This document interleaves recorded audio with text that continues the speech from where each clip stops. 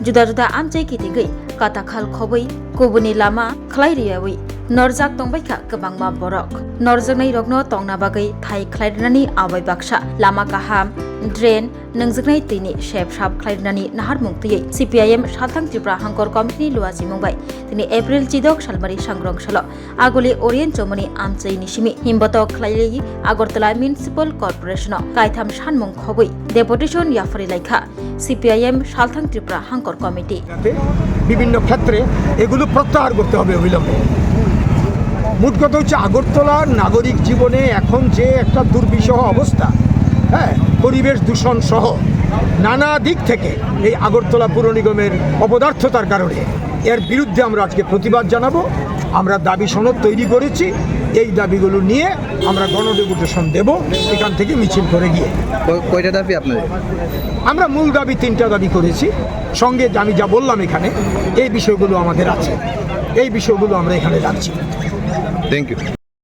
আগরতলা পুর নিগম গঠিত হওয়ার পর আগরতলা শহরের উন্নতি হয়েছিল, এটা কেউ অস্বীকার করবে না নাগরিকরা।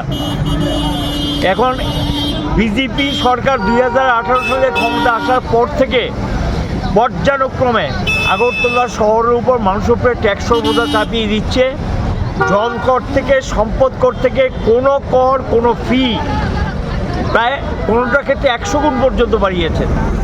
পরিষেবা কিচ্ছু নেই, মানুষের জঞ্জাল ছাপাই হয় না, নিষ্কাশনী ব্যবস্থা অবহেলিত, সামান্য বৃষ্টিতে জলে শহর ডুবে যায় এবং এর সঙ্গে যুক্ত হয়েছে একটা ক্ষমতার বহিঃপ্রকাশ, ক্ষমতা সাংঘাতিক ক্ষমতাবান হয়ে গেছেন। কথায় কথায় বুলডোজার চালিয়ে দেওয়া, ভেঙে দেওয়া, তছনছ করে দেওয়া এবং তার সঙ্গে উচ্ছেদ করা। পরিষ্কার আইনে লেখা আছে পুনর্বাসনের ব্যবস্থা না করে উচ্ছেদ করা যায় না, কোনো কথা শুনতে চাইছেন না। সব কিছুকে নস্যাৎ করে গায়ের জোরে উচ্ছেদ অভিযান চালিয়ে যাচ্ছেন। হকারদের উচ্ছেদ করেছেন, এখন বাঁধের চতুর্দিকে আমরা এটাও চাই। আমাদের সময় একটা প্রকল্পও ছিল, আমরা এখন যেটা লাইট হাউস বলছি এই জায়গাটা ছিল তাদের জন্য। এখানে আমরা মাল্টি স্টোরি বিল্ডিং করে তাদেরকে জায়গা করে দেব, আর কাটাখালটাকে উন্নত করব এবং হাওড়া নদীর বাঁধটাকে উন্নত করব। করবেন না, এখন যাদেরকে উচ্ছেদ করার নোটিশ দিয়ে দিয়েছেন, বিভিন্ন জায়গায় নোটিশ দিচ্ছেন উচ্ছেদ করার জন্য। বিকল্প ব্যবস্থা না করে হকার জন্য উচ্ছেদ করা যাবে না।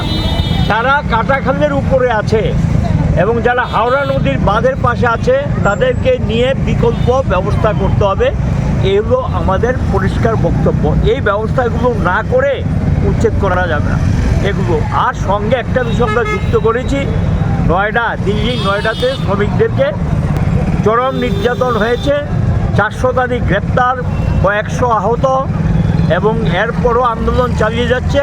এটা হরিয়ানা সহ দিল্লি সহ গোটা আন্দোলন ছড়িয়ে গেছে এবং সেই আন্দোলনের বার্তা হিসেবে আমরা পরিষ্কার বলেছি যে আক্রান্ত শ্রমিকদের মুক্তি দিতে হবে, গ্রেপ্তার যারা তাদেরকে নিঃশর্তে ছেড়ে দিতে হবে, মজুরি বৃদ্ধি করতে হবে এবং তাদের যে সমস্যাগুলো আলোচনার টেবিলে বসে সমাধান করতে হবে। সরকারের দমনপীড়ন, রাজ্যের যে বিজেপি সরকারগুলো ওখানে আছে হরিয়ানা, তাদের দমনপীড়ন